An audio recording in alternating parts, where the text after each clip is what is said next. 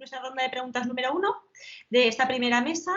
Y por este motivo contamos con la participación, como ya veníamos hablando fuera de cámaras, como se dice, con nuestras compañeras, en este caso María José Pozuelo de Felipe, que nos ha estado hablando de infecciones de transmisión sexual, y también Carmen de Mendoza, que lo ha hecho también, pero desde la perspectiva del VIH y del SIDA.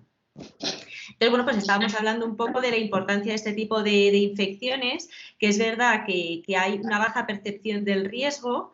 Sobre todo a mí me llama mucho la atención, por ejemplo, el tema del VIH, porque es verdad que como es un...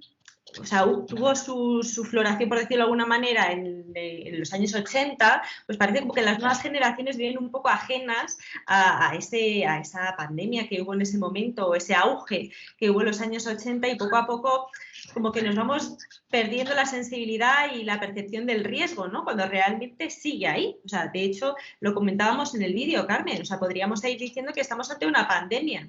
O sea, no, eso no ha cambiado realmente, ¿no?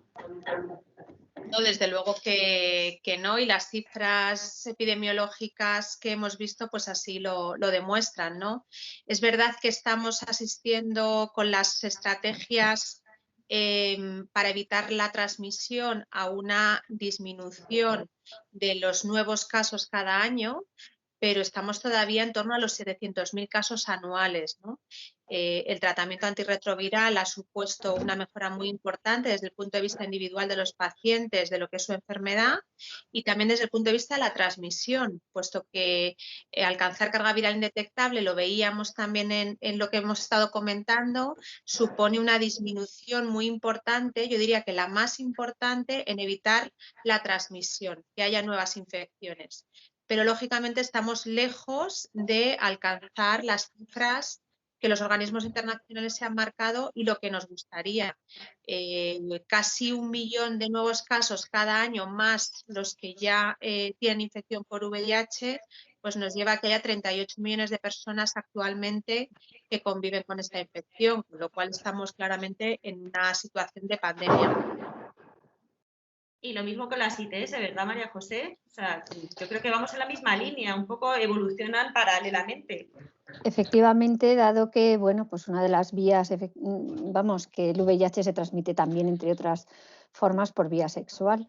Y de hecho en muchas ocasiones van en paralelo, es decir, el padecer una infección tipo sífilis que genera unas lesiones a nivel genital, pues se ha visto que facilita efectivamente la infección por el VIH, con lo cual, pues bueno, no es raro que personas que tienen infecciones nuevas por VIH además tengan una ITS, bien por una bacteria o por un virus o incluso por un parásito. O sea que realmente, bueno, lo ha comentado un poquito Carmen también con el uso de la PrEP, es decir, la PrEP de alguna manera dificulta, no sé, no creo que sea al 100%, ¿no, Carmen? Pero bueno, con una tasa muy alta impide la infección por VIH. Pero ojo, el resto de los microorganismos se transmiten igual, es decir, Neisseria, treponema, virus herpes, virus del papiloma, la PrEP no le hace nada a estos microorganismos, ¿no? Entonces, pues vale, no coges VIH, pero coges otro tipo de microorganismos que el problema de estas infecciones es que también pueden pasar asintomáticas o con una asintomatología tan leve que haga que la persona no vaya al médico, no se diagnostique, sería una especie de portador asintomático, lo que está pasando, bueno, pues todos lo sabemos con el coronavirus, ¿no? Estamos ahora muy familiarizados con eso, lo mismo ocurre con el VIH en las primeras fases. Bueno, pues las personas no se diagnostican y como efectivamente la sensación de riesgo es menor, el intercambio de pareja, es decir, cada vez hay más parejas sexuales que duran menos tiempo, pues todo esto facilita la extensión de los microorganismos y es que es a nivel mundial, o sea, la pena que da con respecto a estas situaciones un poco diferente a lo que, bueno, pues a lo mejor a lo que ha comentado Carmen, ¿no? Es decir, o sea, el tratamiento en este caso en principio funciona, es decir, se sabe cómo se transmite, la transmisión se puede evitar, el tratamiento en la mayoría de los casos funciona, si bien es verdad y como digo en la presentación, están apareciendo resistencias, existen vacunas frente a alguno de los virus, pero la realidad es que se nos está descontrolando otra vez la Sí. situación, bueno, pues Hola, por buenas falta noches. de concienciación, ¿no? Ese es el problema. Se nos está montando una gorda cuando hace unos 10 años lo teníamos bastante controlado. Marcos, nuestro oyente Marcos, que es alumno que está escuchándonos ahora mismo en directo, has levantado la mano, ¿verdad? ¿Tienes alguna pregunta? Sí, es sobre una forma de transmisión del VIH que me suena que me la han contado alguna vez, por vía materno-filial. O sea, eso sucede, ¿no? También, aparte de entre Sí. las propias relaciones sexuales. Pues, esa era mi cuestión. Sí. Sí, las vías de transmisión del VIH son por contacto sexual, a través del contacto de sangre infectada, contaminada, y entonces aquí en los años 80, por ejemplo, en España y en el hemisferio norte hubo una transmisión muy amplia entre usuarios de drogas por vía parenteral, o sea, fueron coincidentes la epidemia del uso del consumo de drogas y de la transmisión del VIH y del virus, por ejemplo, de la hepatitis C y de la hepatitis B. Y luego está lo que es la transmisión vertical, ¿vale?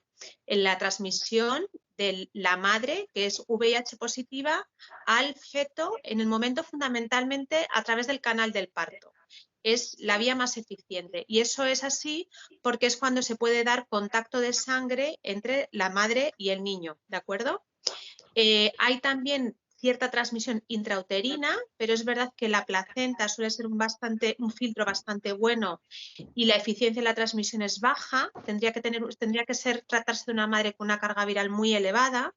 Y luego hay transmisión también a través de la lactancia materna, ¿vale? A través de las células del calostro de la madre que pueden estar infectadas y entonces se transmite ahí. Lo que pasa es que la transmisión vertical se ha reducido muchísimo, muchísimo, en primer lugar porque se ha introducido lo que es el cribado obligatorio o prácticamente obligatorio en el primer, segundo y tercer trimestre del control de seguimiento general en las consultas de ginecología, con lo cual identificamos enseguida qué madres pueden ser VIH positivas y desconocían que lo eran, que todavía hay casos de estos. Esto viene un poco en relación con lo que contaba María José. Se tratan de infecciones que son silentes y que desconocemos, pues que podemos ser positivos y de repente, pues ante un test, en un momento determinado, como sucede durante el embarazo, se identifica esta positividad. Esto quiere decir que a las madres enseguida se les pone tratamiento antirretroviral, que hemos hablado de que el tratamiento antirretroviral es altamente eficaz y consigue cargas virales indetectables. Y esta carga viral indetectable lo que hace es reducir de una manera drástica, por debajo del 1%, el riesgo de transmisión al feto, ¿vale? Además, a todos los niños que nacen de madres que son VIH positivas, se les da durante el parto y durante las primeras semanas tras el parto un tratamiento para evitar o reducir todavía más el riesgo de transmisión. De manera que bueno, pues yo creo que no sé si el año pasado o el anterior el número de niños que se han transmitido en España a través de esta vía ha sido 0 o desde luego bajísimo, ¿vale? Gracias, Carmen. Bueno, yo creo, Marcos, ha respondido a tu pregunta 200%, ¿no? Más o menos. Sí, ¿verdad? Vale, veo que también Laura Bassi tiene la mano levantada. ¿Nos trasladas tu pregunta? Sí, bueno, primero buenos días y gracias la verdad es que me han parecido muy interesantes las 3 charlas. Y ya que estábamos hablando de ello, quería preguntarle a Carmen sobre el tema de la PrEP, porque sé que la gente que tiene VIH pues tiene un tratamiento de por vida, pero la PrEP, claro, la estás tomando cuando no lo tienes. Entonces, ¿tiene algún efecto así negativo o secundario a largo plazo?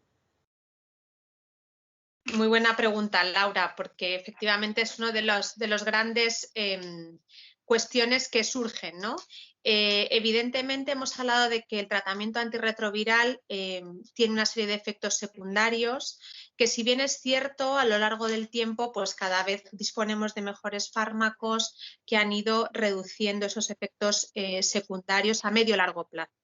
Pero efectivamente no están exentos de ellos. Entonces, lo que ahora mismo estamos haciendo con la PrEP es dar un tratamiento antirretroviral a personas que no son VIH positivas y que bueno, pues podrían acumular estos efectos secundarios. El tratamiento que se da es la combinación de dos fármacos en una pastilla única que se llama Truvada, que es tenofovir y es entricitabina, FTC, ¿vale? El tenofovir tiene riesgos sobre todo a nivel óseo y de tipo renal. Son los dos efectos secundarios más importantes que presenta en el medio-largo plazo. Y de hecho, las personas que están en PrEP deben hacerse analíticas periódicas para controlar estos factores. También es verdad que se están desarrollando nuevos profármacos de tenofovir que reducen estos efectos a medio-largo plazo, pero no estamos exentos de ellos.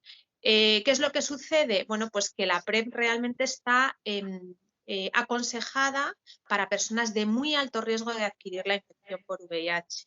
Hablábamos de que realmente las campañas de prevención deben ser transversales y no deben ser un mensaje único. La PrEP no lo resuelve todo y no es válida para todo el mundo, por lo que estamos comentando, sus efectos secundarios, etcétera. Solamente para aquellas personas que de manera consciente deciden que sus conductas sexuales no las van a modificar, no las van a alterar y que se van a exponer pues prácticamente semanalmente, o sea, es personas con un alto nivel de promiscuidad y un número elevado de parejas sexuales, ¿no? Entonces, ante esto, pues casi es mejor prevenir la transmisión de una infección que es de por vida a los efectos secundarios que puedan padecer alguno de ellos. Gracias, Laura, por la pregunta. Gracias, Carmen, por la respuesta. Pedro, veo que tienes la mano levantada también. Sí, interesantísimo. Y al hilo de estas respuestas que nos estabas dando, Carmen, también tenía una pregunta para María José, porque al principio nos has introducido sobre hilo promiscuidad, hilo transmisibilidad, prácticas de riesgo, y me ha parecido entender que afirmabas que las personas, María José, que han sufrido enfermedad de transmisión sexual tienen, digamos que alguna cierta vulnerabilidad mayor a la hora de que les concomite una segunda o tercera enfermedad de transmisión sexual o que puedan tener una mayor facilidad para su infección transcurrido un tiempo. Al hilo de esto quería preguntarte, uno, yo había oído dentro de los efectos secundarios, por ejemplo, el hidrosalping, la salpingitis, que acaba produciendo embarazos ectópicos y otros tipos de afecciones, ¿no? Primero, si efectivamente concomitan más de una enfermedad de transmisión sexual de manera habitual en pacientes que se exponen por sus prácticas de riesgo, pero en segundo lugar, preguntarte, ¿afecta con mayor severidad a la mujer que al varón?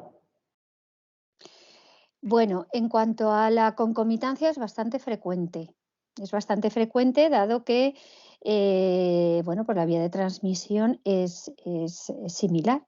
Entonces, muchas veces son un par de bacterias, por ejemplo, bueno, la más frecuente, como digo en el vídeo, es Clamidia trachomatis. El problema es que muchas veces pasan desapercibidas. Entonces, la persona tiene una infección, pero sigue con sus prácticas de riesgo y coge otra. De manera que ya tiene dos bacterias, por ejemplo, ¿no? No porque haya ido, haya detectado, se haya tratado y luego tenga más posibilidades de coger la siguiente. Obviamente, cuantas más relaciones sexuales tengas sin protección, con drogas, con personas que no conoces, pues obviamente son papeletas que estás comprando para el sorteo de la bacteria, bacteria, virus, parásito, hongo, que casi no hablamos de hongos, pero bueno, también cándidas pueden transmitirse por esta vía, ¿no? Luego hay, por otro lado, o sea, por ejemplo, clamidia o micoplasmas pues son muy frecuentes con Neisseria también. Entonces, cuando adquieres ya la segunda bacteria ya tienes más sintomatología, con lo cual es cuando ya dices, oye, es que yo ya esta pequeña molestia, no, es que esto no se me va, voy al médico y entonces resulta pues que no tienes uno, sino que tienes dos. Y luego hay algunas infecciones, como puede ser la sífilis, que lo que genera son unas úlceras, unas pequeñas, bueno, lo que se llama el chancro, son unas lesiones por donde el virus VIH pues entra más fácilmente, claro.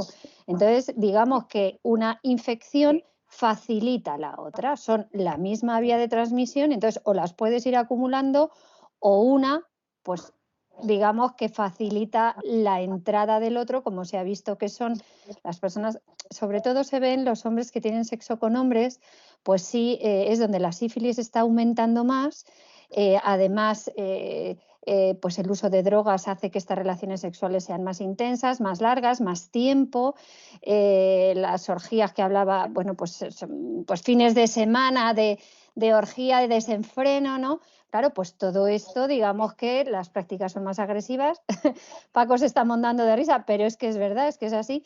Entonces, bueno, pues cada vez eso es más fácil, ¿no?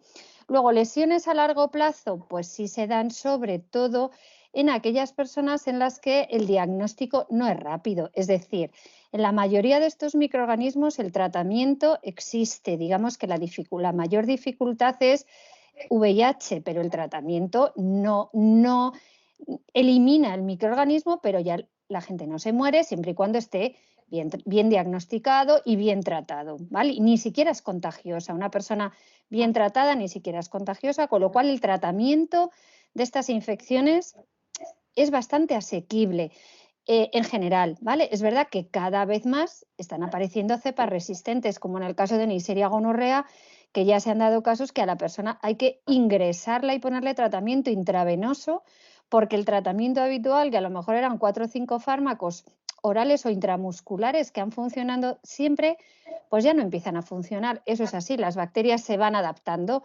Más infecciones, más tratamiento antibiótico, más presión antibiótica, los mutantes se seleccionan, con lo cual ya tenemos Neiserias muy resistentes, Neisseria gonorrea, pero no es lo normal, ¿vale? Las lesiones a largo plazo pues se dan sobre todo cuando no está tratada la infección. Como puede pasar durante mucho tiempo una infección sin síntomas suficientes para que la persona vaya al médico, pues resulta que a lo mejor luego una pareja al cabo del tiempo no tiene hijos, quiere quedarse embarazada, le hacen las pruebas a la mujer y le dicen que es que eso se debe a una alteración que ha generado una infección que ha tenido hace años, ¿no? Eso sería, bueno, pues infecciones por clamidia, infecciones por gonorrea que pueden pasar asintomáticas. Otro caso ya más peligroso es sífilis. Treponema pallidum es una enfermedad que, si bien se transmite por vía sexual y las primeras lesiones son a nivel genital, pues este chancro, que no duele y que cura solo, con lo cual tiene papeletas de que a lo mejor la mujer no lo ha notado porque la lesión la tiene a nivel interno, a nivel vaginal, no lo ha visto, no le ha dolido, la lesión se ha curado, pero el microorganismo no ha desaparecido, el microorganismo ha pasado a sangre. Y una vez que está en sangre puede pasar a otras localizaciones, como puede ser sistema nervioso, apareciendo ya pues un tipo de meningitis, lo que se llama una neurosífilis, ¿vale? Alteraciones a nivel del sistema nervioso. Y si eso no se trata, hombre, en Europa, en España, en Estados Unidos, esas patologías normalmente se tratarían, pero bueno, hay países donde a lo mejor pues el tratamiento no se lleva a cabo tan rápidamente y puede dar lugar ya a alteraciones más graves, alteraciones cardíacas, alteraciones en huesos, incluso malformaciones, ¿no? Pero digamos que eso ya no es tan frecuente verlo. Se están viendo más casos, pues eso, de esterilidad en mujeres que no habían sido diagnosticadas en su momento. Yo, si me permitís, quería apuntar una cosa sobre lo que ha dicho María José, insistir que creo que es muy importante el hecho de que en las infecciones de transmisión sexual claramente las mujeres están más desprotegidas. Primero por un motivo, porque en general es mucho más eficiente la transmisión hombre-mujer que mujer-hombre, varón, básicamente porque es la receptora de los fluidos, y esto yo creo que es muy importante que lo tengamos en la cabeza. Hay mucha más transmisión de fluido del varón a la mujer que al revés. Por supuesto, en VIH está demostrado que es más eficiente la transmisión y por eso en África fundamentalmente la infección por VIH es mayoritariamente en mujeres. Pero también para otras infecciones. Y luego resaltar lo que comentaba María José, en la mujer las infecciones de transmisión sexual son mucho menos evidentes porque nos observamos o nos vemos mucho menos y a veces podemos confundir pues algunos fluidos un poco de tipo purulento, pues como podría ser lo que podría producir una gonorrea o un poquito de clamidia, con el flujo habitual de la mujer y haber confusión, ¿no? El hombre lo ve todo mucho más claro, se puede observar mucho mejor, puede verse las úlceras y es más fácil que acuda a diagnosticarse y a tratarse, ¿no? Por eso dice que hay una infección de tipo iceberg en las infecciones de transmisión sexual en las mujeres, es decir, que es todo mucho más oculto. Y de ahí que las consecuencias a medio y largo plazo sean más graves en la mujer que en el hombre, ¿no? Lo que estamos comentando desde el punto de vista de esterilidad y otras alteraciones en el aparato genital femenino, que básicamente se deben al infradiagnóstico de las infecciones de transmisión sexual en mujeres. En este sentido, entonces, a mí me parece muy interesante, es decir, por suerte, las mujeres estamos mucho más habituadas el control ginecológico anal, y yo creo que también recalcar la importancia de este tipo de controles porque compensan un poco esa deficiencia que tenemos a la hora de autodiagnosticarnos o de observar lesiones aparentes, ¿no? ¿No sería interesante también, y esto es desde mi más profundo desconocimiento, no sería también interesante que los hombres se sometieran con cierta periodicidad a este tipo de controles a pesar de que se pueden diagnosticar más fácilmente? Bueno, yo creo que sobre todo es la conciencia de cada uno de cuáles son sus riesgos, ¿no? La mujer acude a controles ginecológicos no por las ITS, sino por los riesgos que puede tener el desarrollo de otro tipo de patologías que son graves. En el caso del varón, pues el asistir a este tipo de controles es muy dependiente de los riesgos a los que se esté exponiendo. Esto yo creo que es muy importante entender que las estrategias de prevención no son exclusivas y no son un único mensaje, o sea que el mensaje, esto que hablábamos un poco de saber para quién estamos hablando, para que el mensaje realmente llegue, hay que tenerlo muy en la cabeza. O sea, las estrategias ABCD que decíamos que son escalonadas y transversales, lo que nos ayudan es a que el mensaje llegue a todos los grupos de población en la medida en la que tiene que llegar. Entonces, o sea, claramente una persona que de manera continua se está exponiendo debe someterse a controles periódicos. Y esto se ve muy bien en los centros que se dedican a las infecciones de transmisión sexual, como de manera regular acuden pues, personas que tienen múltiples contactos de riesgo porque son conscientes de ello. ¿Vale? Sobre todo varones homosexuales lo tienen muy en la cabeza, ¿no? Claro, un varón o una mujer heterosexual con múltiples parejas tiene exactamente los mismos riesgos y esto hay que incidir en ello. Ahora, el que no se expone, pues no tiene riesgos y no tiene por qué someterse a este tipo de controles, ¿no? Pues me parece súper interesante lo que estás diciendo, claro, al final es la conciencia de cada uno, ¿no? O sea, la responsabilidad individual de cada uno lo que motiva efectivamente a no solamente a protegerse, sino a proteger a los demás, sobre todo cuando hay probabilidad de contagio. Laura, Marcos, también tenéis la mano levantada. Veo que, Laura, te doy paso si te parece, porque Marcos, no sé si has bajado la mano o a mí me ha desaparecido. La he bajado porque justamente quería preguntar por la incidencia en mujeres. Entonces, como han empezado a desarrollar la idea, pues... O sea, que la hemos resuelto así sobre la marcha. Sí. Vale, pues Laura, si te parece, plantéanos tu duda. Pues era una pregunta para María José, porque me ha parecido como muy alarmante el hecho de que las ITS tengan una incidencia tan elevada en España con respecto al resto de Europa, y quería saber si se han hecho algún estudio que explique el por qué existe esa incidencia tan alta, porque por lo que yo tengo entendido, los jóvenes españoles son los que usan más preservativo entre los europeos. No sé si a lo mejor es que lo usan mal o tenga otros motivos, pero si existe algún estudio que diga el por qué esa incidencia tan alta.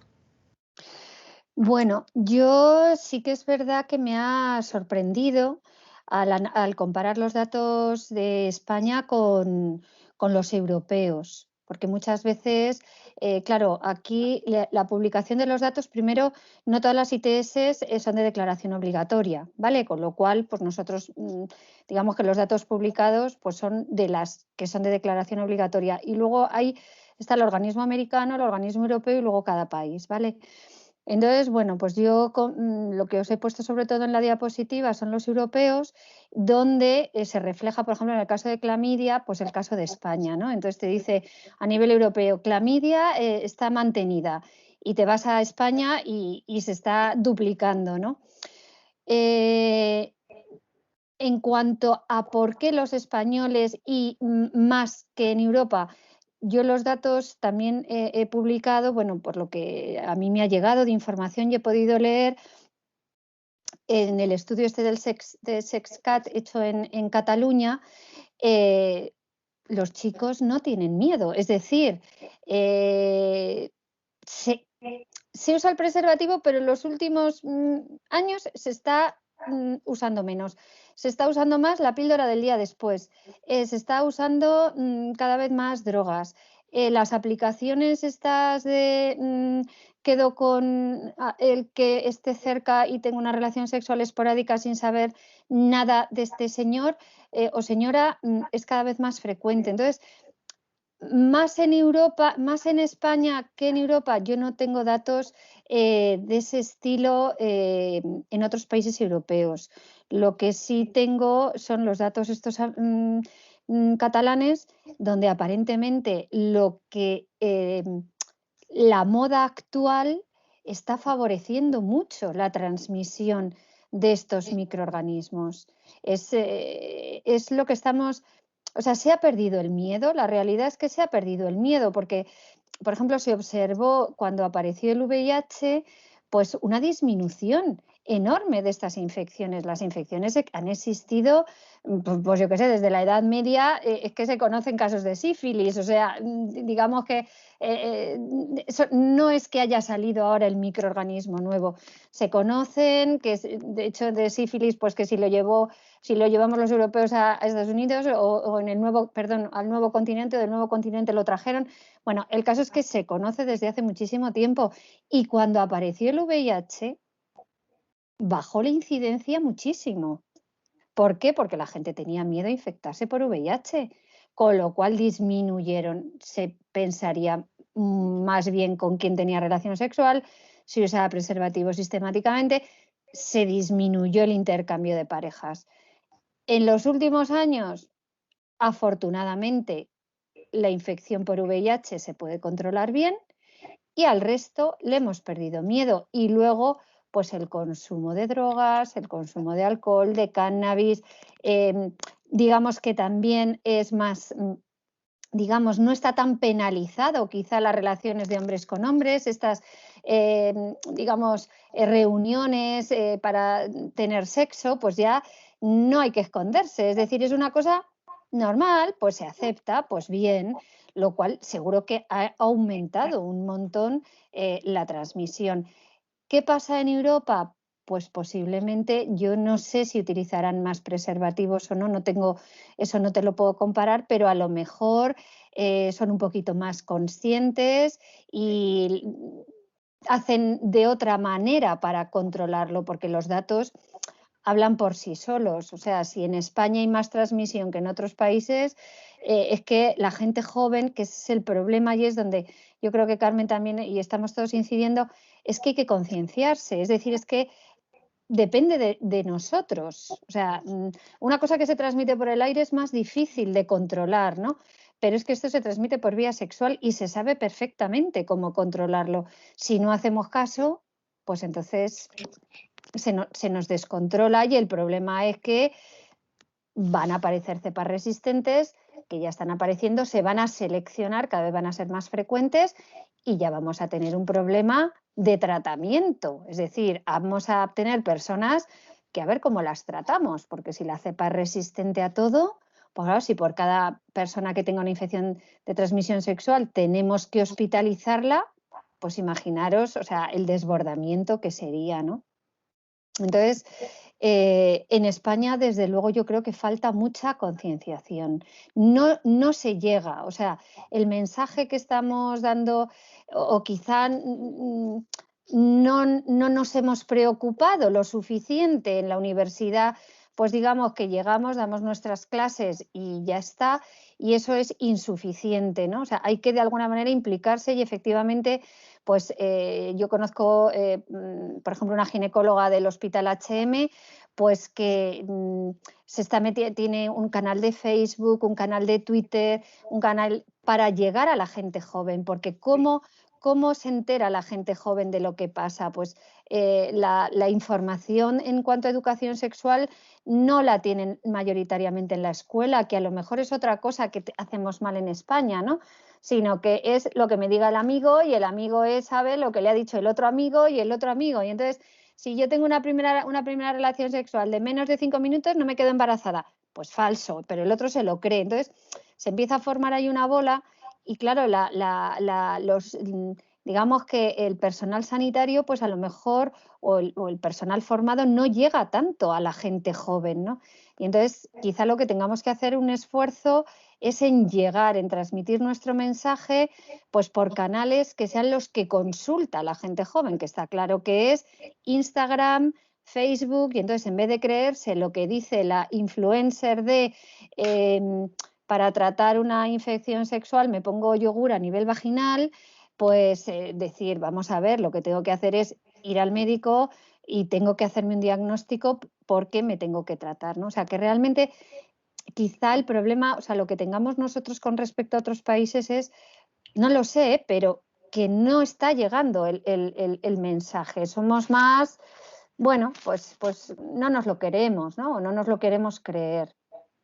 Sí, es que al final es un poco el teléfono escacharrado, ¿no? Efectivamente, es lo que tú has dicho. Me ha dicho fulanita que menganita hizo esto y le funcionó bien, a mí también me tiene que funcionar bien, o esto es cierto porque me lo ha dicho menganita. Efectivamente, pero entonces, esto me plantea otra cuestión. ¿A quién le debería de corresponder entonces la autoridad de divulgar o de hacer accesible esta información? O sea, ¿de quién es competencia? Porque yo creo que los sanitarios hacen este esfuerzo, o sea, yo verdaderamente, hablabas de la ginecólogo, yo conozco igual a varios ginecólogos que hacen esta labor de me hago mi cuenta de Instagram, de Facebook o lo que sea y llego a las personas, pero eso lo haces a título personal, con tu tiempo, con tu esfuerzo y con toda tu ilusión, pero claro, ¿a quién le corresponde realmente? Marina, si quieres, te pregunto yo por las recomendaciones directamente que hace el CDC y los estudios que ha hecho, que quizás nos vayan a sonar raros, pero son estudios basados en encuestas muy amplias, que es lo que se hace en Estados Unidos y no hacemos los demás. Ahí está. La percepción tanto de los adolescentes jóvenes como de los psicólogos y personas que se dedican a este ámbito es que el mensaje que mejor llega es cuando estos chicos tienen conversaciones sobre el tema con sus padres. O sea, hemos obviado, y te lo digo como madre que soy de algunos adolescentes ahora mismo en este momento y otros en potencia, estamos evitando el hablar con nuestros hijos de una forma sana y abierta de sexualidad. Y parece un poco de perogrullo porque nos creemos que el tema del sexo ya no es un tabú y resulta que es que seguimos sin hablar de sexo con nuestros hijos. De sexo en la medida en la que nosotros como padres lo entendemos y queremos así transmitírselo a nuestros hijos. Y que nuestros hijos a la vez se sientan libres de preguntar a la persona que tienen más cercana que sus padres. No sé si nuestros alumnos en esto pues me dicen, pues no, estás equivocada, nosotros hablamos muy bien con nuestros padres de sexo y nos lo han resuelto todo o no me han resuelto nada y he tenido que asistir a otras fuentes, no lo sé. Pero sí que es cierto que es un tipo de conversación que a veces se deja reducido, digamos que a la charla. O sea, hay un día en el que un padre se sienta con su hijo, le da una charla magistral sobre el tema y aquí se acabó lo que se daba, ¿no? Y bueno, esto es un continuo, o sea, que realmente las inquietudes de las personas pues van apareciendo en la medida en la que van madurando y se van modificando y alterando, ¿no?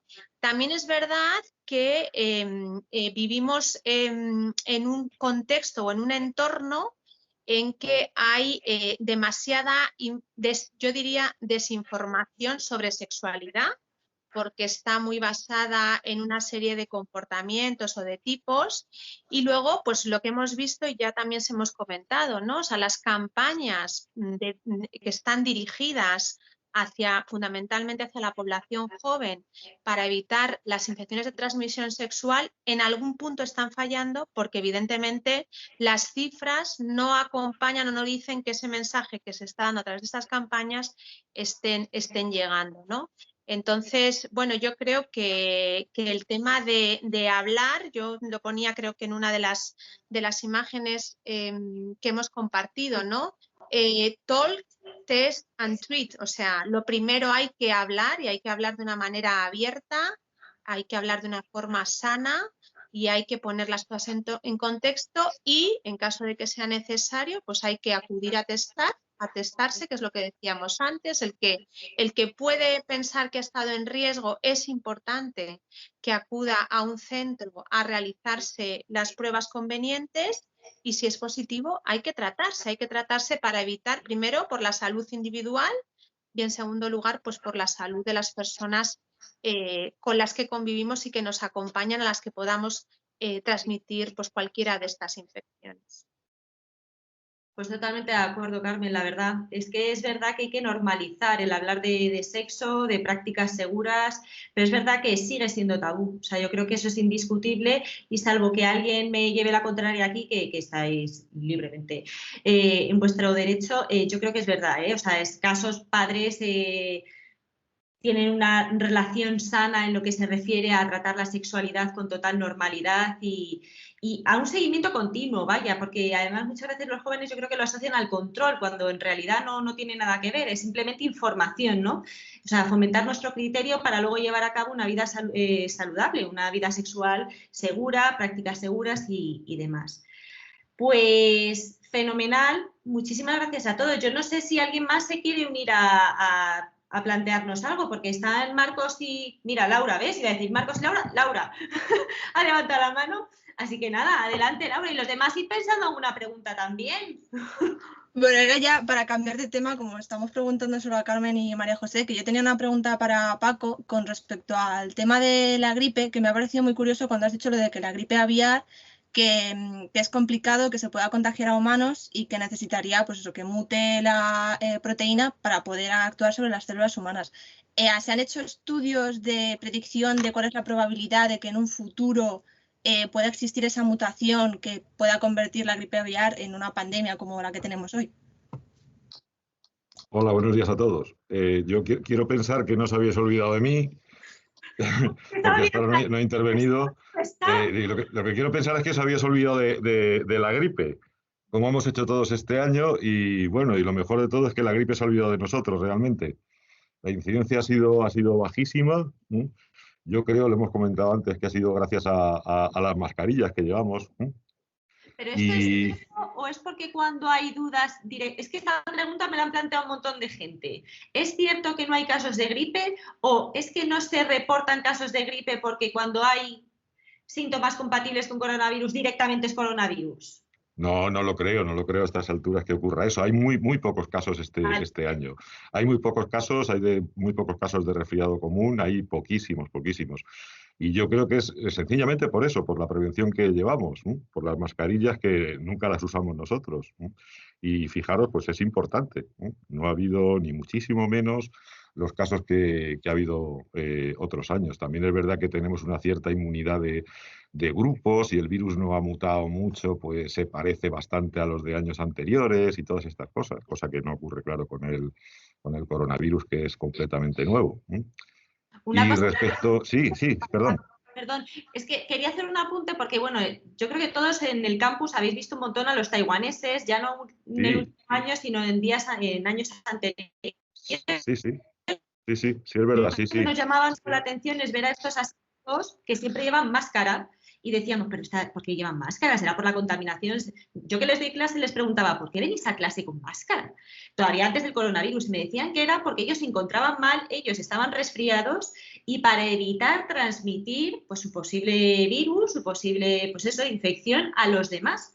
Y mirad en el punto en el que estamos ahora, en el que vamos todos ataviados con la máscara, ¿no? Entonces ellos ya sabían de esto, no del coronavirus, sino de la transmisión y de la importancia de mantener esos aerosoles controlados para evitar el contagio. Perdón, tenía que hacer este apunte porque me ha venido a la mano. Y así es una práctica habitual allí, en Japón, en Corea, en Taiwán, en China, sí. Y desde luego que es completamente efectivo. Hablábamos también de que quizá la mascarilla haya llegado para quedarse. Yo no sé si para quedarse para siempre, pero es posible que la gente pues se haya acostumbrado a utilizarlo ya en transportes públicos sobre todo, y que cuando desaparezca, que desaparecerá el coronavirus, no así la gripe, adelanto, pues sigamos todavía utilizándolas pues en esos periodos de otoño, invierno, y eso va a reducir muchísimo, muchísimo las infecciones. Y me voy ya, Laura, ¿qué tal? No me he olvidado de ti, Laura. Que el tema de la gripe aviar estos últimos años ha sido recurrente. Ha sido recurrente porque es una cepa de aves que causa una mortandad tremenda, y sabemos que ha habido casos, ¿no? En ocasiones, pues, han dado mucho miedo, ¿no? Porque parece que se transmite ya de persona a persona. Ha habido poquísimos casos, porque lleva mucho tiempo esta cepa por ahí volando, que realmente va volando de un sitio a otro a través de las aves migratorias. Y bueno, sí, realmente es muy, muy grave en aves. En humanos se han reportado relativamente pocos casos, y estos casos se han estudiado, y son casos en los que la presión por la alta carga viral que soportan esas personas, pues hace que incluso en esas circunstancias pues pueda haber una infección dentro de las células humanas.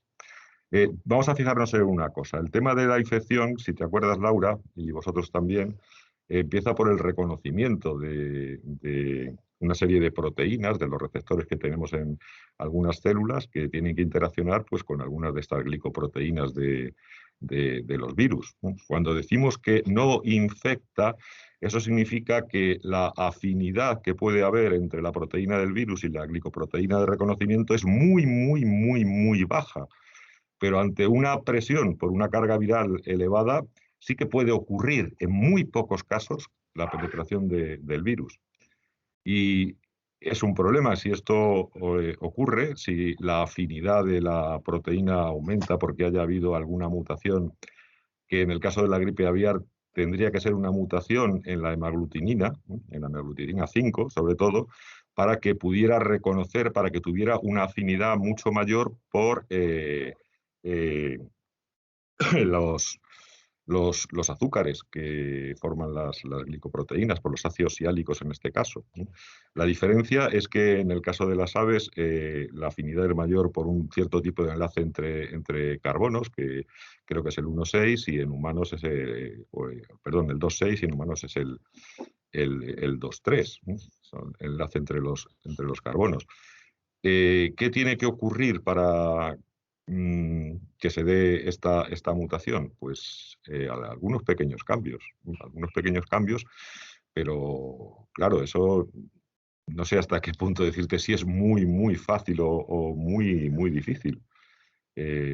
Puede ocurrir. Años atrás, pues es lo que se pensaba. La próxima epidemia va a ser de gripe aviar. Siempre se estaba pensando eso.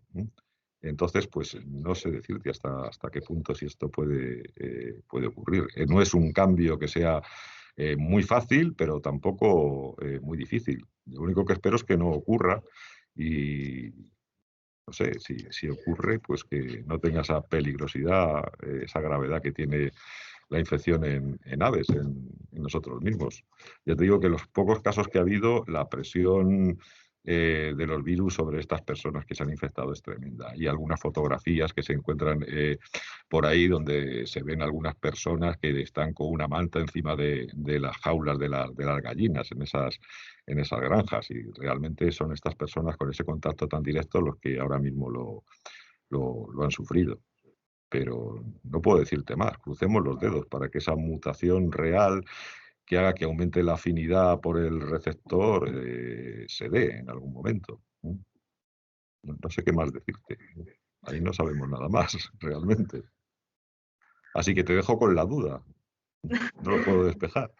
Como siempre decimos, nunca digas nunca. Esperemos que no, hablamos de probabilidades, pero claro, no podemos descartarlo. Eso sí. es evidente. Lo que está claro, como os decía ahora, es que bueno, el coronavirus, no voy a decir que le quedan 2 telediarios, porque eso puede ser que le quede como a esa gripe española, que sean 5 olas más o menos, O sea, que puede que le quede por ahí un año más, pero desaparecerá, de alguna manera desaparecerá, pero la gripe seguirá adelante, eso está clarísimo.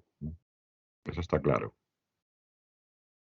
Espero por lo menos haberte quitado el miedo, Laura, no sé si otra cosa más. La duda sé que no, pero el miedo espero que sí. bueno, yo creo que al final, antes o después, pues seguramente, quizás no dentro de poco, pero quién sabe, igual dentro de 1000 años o incluso menos, al final las pandemias yo creo que cada vez van a ser más cercanas. Y yo es que recuerdo la de la gripe A, que fue en 2009, y me acuerdo que al principio había muchísimo miedo, si tenías síntomas tenías que ir con la mascarilla y tal, y me acuerdo que yo la viví como decir, joder, qué fuerte es esto, y ahora nos encontramos con el COVID y claro, dices, era una tontería en comparación. Entonces, Sí, claro, afortunadamente aquello no fue nada, no fue muy importante la transmisión.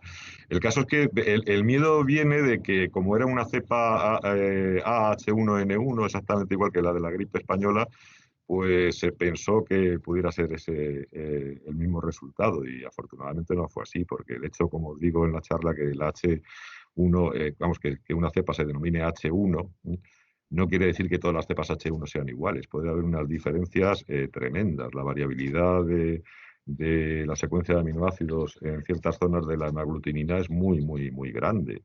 Muy grande. Eso hace que antigénicamente se comporte de una forma diferente, aun siendo H1N1 también. Entonces, bueno, menos mal no pasó de ahí esa gripe A, pero también políticamente correcto de la denominación de gripe A, como os contaba, porque gripe A son la mayoría de las que vamos, la mayoría de las que han estado presentes en las pandemias. La gripe B muchísimo menos. Entonces, decir gripe A no significa nada y decir que es H1N1 tampoco significa nada. Solamente era un nombre políticamente correcto para no denominarla pues la gripe mexicana, la gripe de Estados Unidos o la gripe de los cerdos, que eso es incorrecto. Y bueno, ahí estamos. Pues Laura, con tu permiso le damos paso a Marcos. Marcos, adelante. Sí, nada, comentar que yo recuerdo que tengo de la gripe A, es que estaba en el colegio en primaria y el profesor de informática dándonos gel alcohólico porque íbamos a usar todos el mismo ordenador y me parecía algo de película y ahora estamos como estamos. Y luego otra cosa también, un apunte que quería hacer, porque el profesor Stanis antes ha hablado de los laboratorios P4 y quiero entender que en España no tenemos de ellos, pero yo sí tengo constancia porque tengo unos conocidos, unos vecinos que trabajan en el Carlos III, ahí en Majadahonda, y cuando surgió todo lo del ébola, yo creo que sí estaban manejando, sí estaban recibiendo pruebas ahí, entonces, pues me ha surgido la duda, tenía yo ese recuerdo. Hola Marcos, yo estoy por aquí, por alusiones. A ver, hay dos cosas aquí. Una es, no, en España no hay P4, hay unos laboratorios que estarían en el CISA, que estarían listos para ser utilizados, pero pasa un poco igual que con las vacunas. Hay capacidad, pero no tienen la licencia para operar como P4. En el Carlos III hay P3, ¿vale? Hay capacidad, por ejemplo, para trabajar con el SARS-CoV-2. Y en el caso, por ejemplo, que estabas mencionando, cuando hubo el ébola, precisamente una de las críticas gordas que hubo es hasta qué punto estamos capacitados para manejar unos enfermos con el ébola sin tener un P4, como realmente ocurrió. O sea, los protocolos, ahí a lo mejor Carmen también conoce un poco mejor la intrahistoria del asunto, pero no, o sea, se adaptó, se trató de adaptar lo mejor posible, pero no hay un P4 al uso con todas las medidas de seguridad. Y luego hay un tema también, comentando, o al hilo de lo que estaba comentando Paco, que es ya un problema que a lo mejor os podéis encontrar si en alguno, pues por ejemplo, seguís la línea de las enfermedades infecciosas, en concreto de los virus emergentes, que es la capacidad de saber qué mutaciones, por ejemplo, estáis hablando de la gripe aviar, pues ¿cuáles serían las mutaciones que podríamos esperar para saber si la gripe aviar, la H5N1, puede pasar de persona a persona? ¿Cómo se podría hacer eso?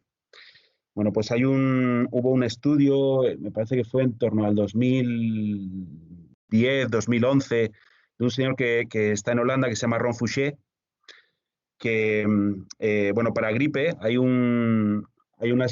se puede trabajar en laboratorio haciendo una cosa que se llama genética reversa, mediante la cual, a partir de un sistema en el cual tú tienes los elementos del virus en forma de plásmidos, por ejemplo, o en forma de ARN transfectable dentro de las células, bueno, pues puedes introducir mutaciones que hagan al virus perder o ganar una función para tratar de conocer hasta qué punto con lo que estás esperando o simplemente conocer dónde está el kit de la cuestión de la patogenicidad de un virus, ¿no?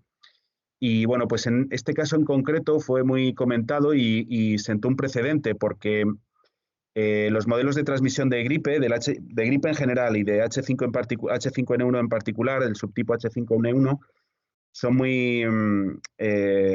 muy escasos, se pueden hacer. Se conoce, por ejemplo, que se transmite entre hurones, se transmite también entre hámsters y, bueno, pues se hicieron un experimento de adaptación del virus, por el cual pues infectaron a un hurón con un H5N1 y pusieron otro hurón en una jaula de al lado para ver si se transmitía, ¿no? Y eventualmente pues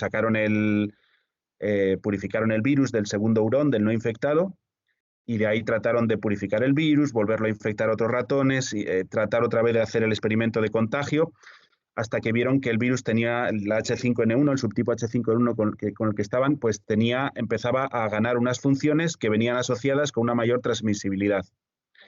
Entonces, están mapeadas, es un trabajo que está, yo creo que fue un Science, no sé si al final yo lo tengo por ahí, no sé si al final hicieron un rebuttal o no, porque hubo un revuelo grandísimo, porque no solamente hicieron ese virus adaptado, sino que luego esas mutaciones que ellos intuyeron que estaban asociadas a una mayor transmisibilidad, las introdujeron, quitándose otras mutaciones que venían asociadas al virus, a su evolución, a la adaptación, pues solamente introdujeron ciertas mutaciones en la maglutinina y, bueno, mediante esa técnica de genética reversa, de reverse genetics y del rescate del virus de novo, pues vieron que hay unas mutaciones muy concretas que son las implicadas en la transmisión del H5N1, ¿vale? Entonces, a cuenta de eso, hubo un revuelo grandísimo, un debate grandísimo en la comunidad científica. Y, por ejemplo, en Estados Unidos y en Europa también, a partir de aquello, están muy, muy, muy controlados los experimentos de ganancia de función, ¿vale? Cuando se hace en el laboratorio un virus de nuevo, no tanto la pérdida de función como la ganancia de función. Están muy reguladas y hay que tener mucho cuidado cuando se hacen. Hay que reportarlas, hay que tener un laboratorio adecuado para su estudio. Y bueno, pues a raíz de la pregunta que estabas haciendo, por ejemplo, en España no podríamos ahora mismo hacer ese experimento ni nada parecido porque no tenemos un laboratorio para hacer ese estudio. Ni tendríamos un laboratorio para hacer un estudio en el caso de que tuviéramos un brote y quisiéramos, por ejemplo, hacer trabajos en animales con un virus de manejo de MP4, pues no, ahora mismo no tendríamos dónde hacerlo, a no ser que se facilitaran las licencias. Pues yo creo que esto una vez más pone de manifiesto la necesidad de la inversión en ciencia, que desde luego a veces vamos siempre a la reactiva en lugar de a la vanguardia o anticiparnos al problema, muchas veces reaccionamos y como consecuencia llegamos tarde o incluso no llegamos. Entonces, yo creo que eso también es un buen mensaje con el que podemos despedir esta primera ronda de preguntas, la importancia de la investigación, de la inversión en ciencia y la anticipación. Así que, bueno, no os quiero quitar más tiempo, la verdad que hemos cubierto el cupo totalmente, son y 58, a falta de 2 minutos para terminar. Y como soy muy, muy fan de la puntualidad, pues también os dejo puntualmente para que sigáis con vuestras tareas a todos vosotros. Muchísimas gracias, Carmen, María José, Paco, por acompañarnos hoy y resolver todas nuestras dudas, que como veis no son pocas y podríamos tirarnos hablando pues eternamente, ¿no? Pero bueno, en algún punto hay que cortar. Así que gracias de verdad, gracias también a todos vosotros por asistir y confiando en que os esté gustando estas jornadas. Mañana, mismo modus operandi. A las 9 nos conectamos, hacemos la introducción de esta segunda mesa redonda, os presentaremos a los nuevos invitados, os facilitaremos el acceso con los links a YouTube, ¿vale? Y luego, igual, no tendremos invitado especial, pero tendremos directamente la ronda de preguntas, ¿vale? Así que Stanis, mañana te vemos también. Mañana está Stanis con nosotros para hablarnos un poquito de coronavirus. Así que nada, bueno, muchísimas gracias y buena tarde. Adiós. Buena tarde. Adiós. Gracias. Adiós. Chao. Adiós, muchas gracias.